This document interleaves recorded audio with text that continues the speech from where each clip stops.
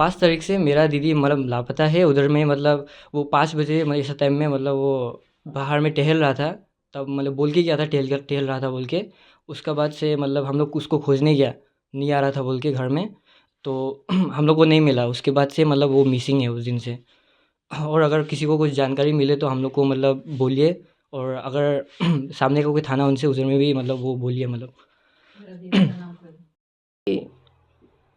ভাতিজী নিৰুদ্দেশ হৈ আছে।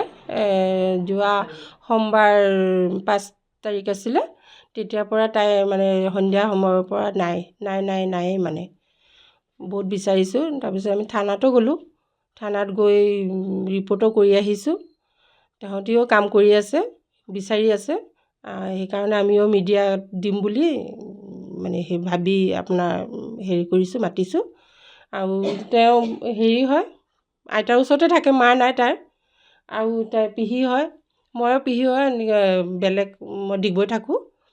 আৰু যেনে তেনে ছোৱালীজনীক ওলাই দিয়ক আপোনাৰবিলাক হেৰি কৰি। আৰু কি ক'ম মই গম পোৱা নাই। এই নাম্বাৰকেইটা আছে আপোনাৰ 9436723002 এটা নাম্বাৰ। তাৰপিছতে আৰু এটা নাম্বাৰ আছে 8974903382। এই নাম্বাৰত যোগাযোগ কৰিব। আৰু এটা নাম্বাৰ আছে 9395710056। এই নাম্বাৰকেইটাত আপোনাৰ বিলাক যদি কোনোবাই সদস্য ছোৱালীজনীৰ সন্ধান পায়, এই নাম্বাৰতে ফোন কৰিব, যোগাযোগ কৰিব। আৰু ওচৰত কোনোবা থানা চানা থাকিলে তাতে গৈ আপুনি হেৰি কৰিব, যোগাযোগ কৰিব।